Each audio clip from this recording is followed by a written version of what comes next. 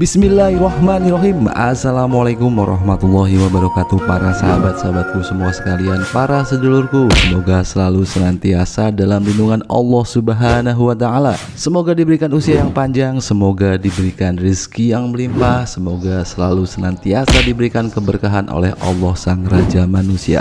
Amin ya Allah ya Robbal Alamin. Para sahabat-sahabatku semua sekalian, jika berkenan dimohon untuk klik subscribe di bawah ini. Terima kasih banyak para sahabat-sahabatku semua sekalian. Terima kasih banyak para sedulurku telah mensupport dan mendukung perkembangan channel saya. Semoga Allah Subhanahu wa ta'ala memberikan keberkahan dan kebaikan untuk para sahabat-sahabatku dan para sedulurku semua sekalian. Amin ya Allah ya Robbal Alamin.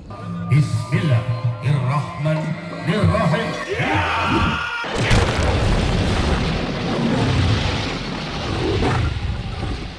Para sahabat-sahabatku semua sekalian, pada kesempatan yang berbahagia ini saya akan mencoba mengulas tentang kisah hikmah dan karomah dari seorang waliullah dari tanah Pasundan. Beliau bernama Kiai Haji Raden Ahmad Zakaria bin Kiai Haji Raden Arif, atau dikenal dengan sebutan Mama Eyang Rende. Beliau adalah sosok ulama terkemuka dari tanah Pasundan yang sangat sederhana, karena semasa hidupnya sang kiai ini sudah terbiasa untuk hidup prihatin. Mama Eyang Rende memperdalam ilmu agamanya dengan berguru mesantren kepada seorang ulama besar yang bernama Muhammad Zarkasi atau Mama Eyang Cibaduyut. Beliau belajar dan mengkaji semua kitab-kitab yang ada di pesantren tersebut. Namun karena kehidupannya yang sangat sederhana dan tidak punya uang yang banyak, sehingga membuat beliau tidak pernah mampu untuk membeli buku atau kitab. Namun karena kesungguhannya dalam belajar dan juga karena keistimewaan yang Allah Subhanahu wa ta'ala berikan kepada beliau,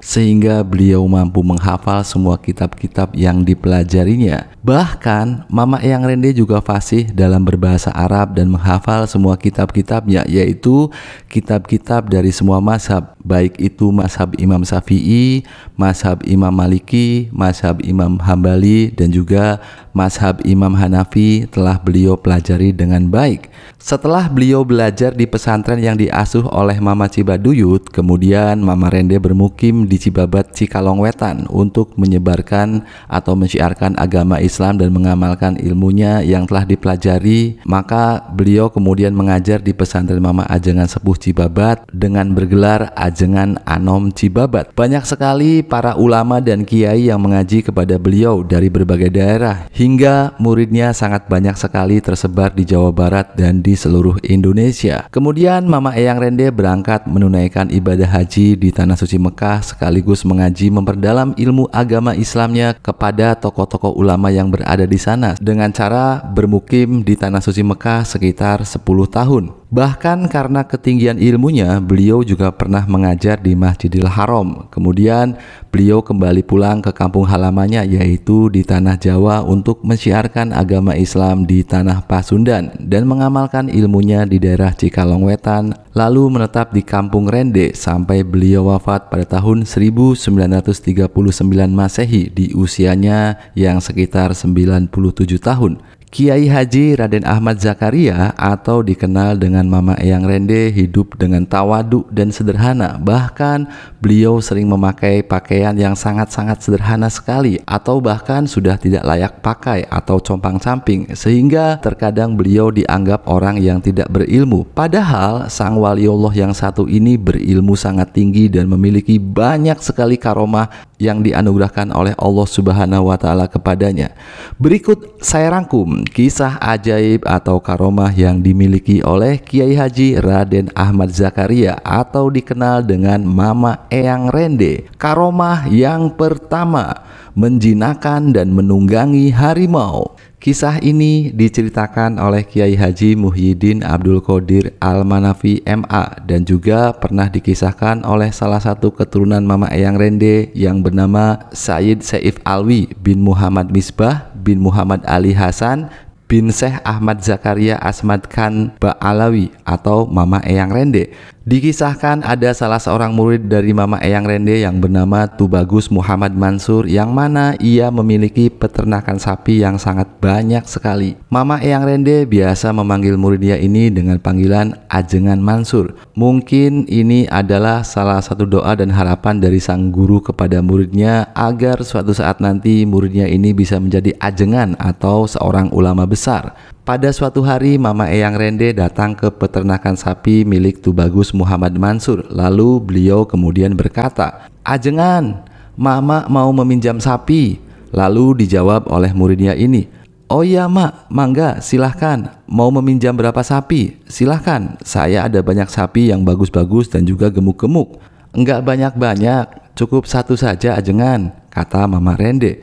"Oh iya mangga Mak, silahkan, tinggal pilih Mak, mau yang mana sapinya?" jawab Tubagus Muhammad Mansur sembari mengajak Mama Rende menuju ke peternakan sapinya. Kemudian singkat kata dan juga singkat kuota, dipilihlah salah satu sapi tersebut lalu dibawalah oleh Mama Rende ke daerah Cigonewah. Pada saat itu adalah bulan Maulid, lalu sapi itu kemudian disembelih.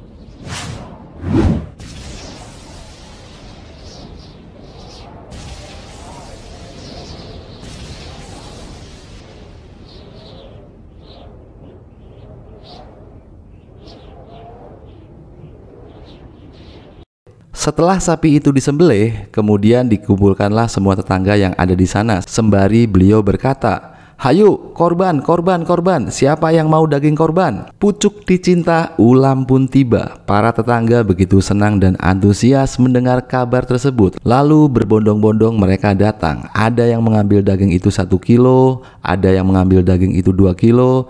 Namanya juga daging kurban, siapa yang tidak mau? Kemudian satu persatu orang-orang yang mengambil daging itu dicatat oleh Mama Rende. Selang waktu 1 bulan kemudian, nama-nama semua tetangga yang telah mengambil daging tersebut kemudian dikumpulkan lagi oleh Mama Rende.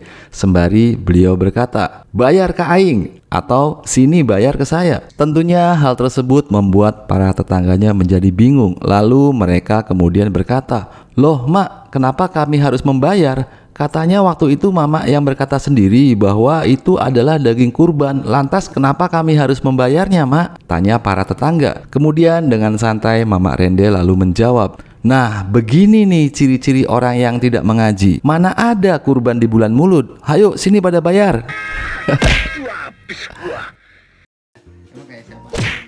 Oh no.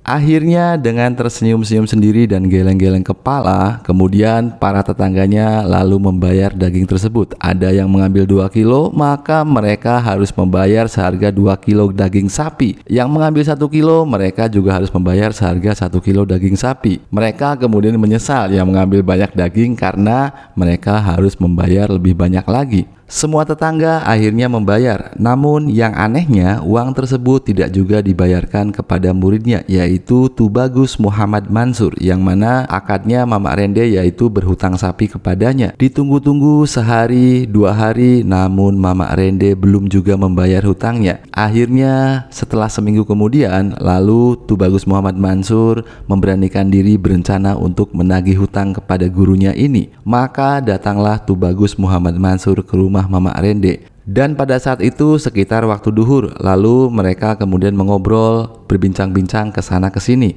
Sang murid kemudian menunggu gurunya ini membuka pembicaraan tentang hutang sapinya. Namun anehnya Mama Rende tidak juga membahas tentang hutang sapinya itu. Waktu terus berjalan sampai waktu asar. Mereka kemudian sholat berjamaah bersama. Setelah sholat berjamaah, ditunggu-tunggu, namun Mama Rende tidak juga membuka pembicaraan tentang hutang sapinya ini. Sampai waktu maghrib, kemudian mereka sholat berjamaah. Namun Mama Rende belum juga membuka pembicaraan terkait dengan hutang sapinya tersebut. Sampai waktu isya, mereka kemudian sholat berjamaah.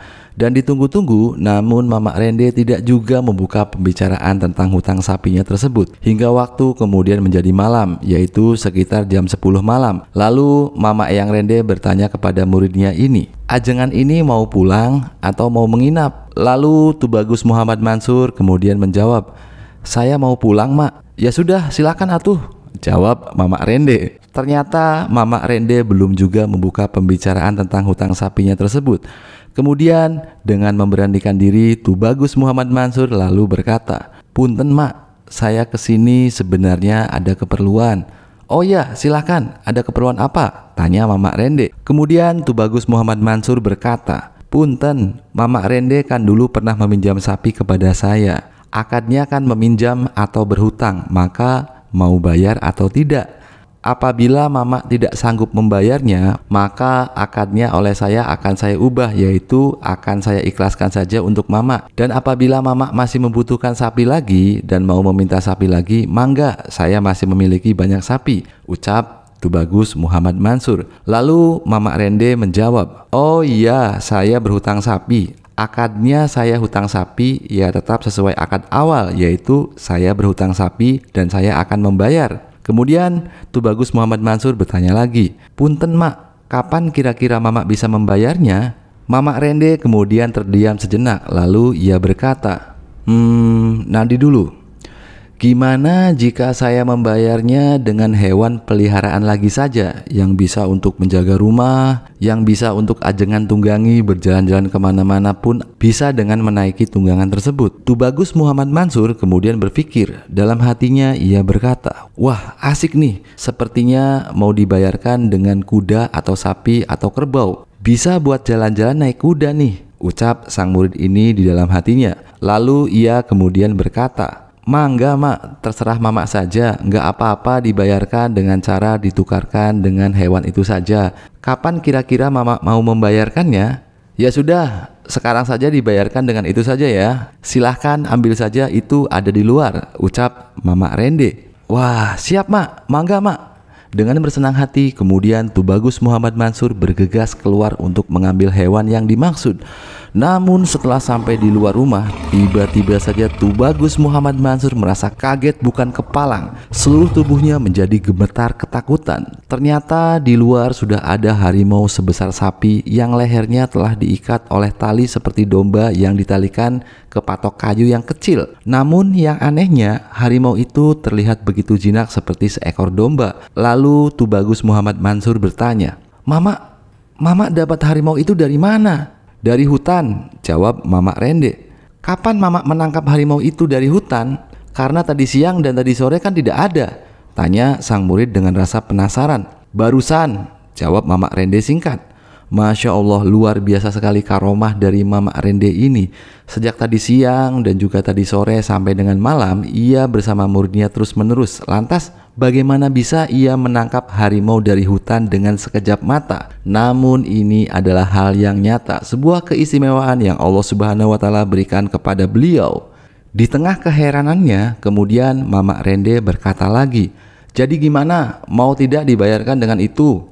Melihat karomah yang ajaib itu, kali ini sang murid tidak berani lagi untuk menolaknya. Ia takut kualat, lalu ia menjawab, Oh ya mau mak. Tapi gimana caranya saya membawa pulangnya mak? Dengan santai Mamak Rende lalu menjawab, ambil talinya lalu tuntun dibawa pulang. Masa begitu aja pakai nanya? Tapi mak, kalau saya menuntun harimau itu, yang ada juga di tengah jalan, saya bakal dimakan harimau itu. Saya takut mak, jawab Tubagus Muhammad Mansur. Lalu Mamak Rende berkata, kenapa harus takut kepada harimau? Takut itu hanya kepada Allah Subhanahu wa Ta'ala, bukan kepada harimau. Makanya sholatnya yang benar. Lalu Mamak Rende mendekati harimau tersebut dan mengelus-elusnya. Sang harimau besar ini ternyata sangat jinak sekali di depan Mamak Rende. Akhirnya sang harimau itu kemudian diserahkan dan dibawa pulang oleh Tubagus Muhammad Mansur. Subhanallah, luar biasa. Ternyata Mamak Rende memiliki banyak hewan peliharaan berupa harimau yang jinak di depan beliau. Mungkin saja harimau itu menjadi hewan tunggangan beliau. Bahkan kisah tentang bertemu dengan harimau peliharaan Mamak Rende pernah dikisahkan oleh cucu dari Mamak Rende yang bernama Muhammad Misbah atau orang tua dari Sayyid Saif Alwi. Ketika Muhammad Misbah masih kecil, ia sedang bermain petak umpet dengan teman-temannya.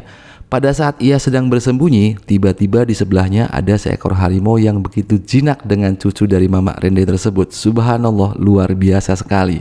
Sebelum melanjutkan ulasan tentang karomah Mamak Rende berikutnya, kepada para sahabat-sahabatku yang belum klik subscribe, dimohon untuk klik subscribe di bawah ini. Terima kasih banyak para sahabat-sahabatku semua sekalian.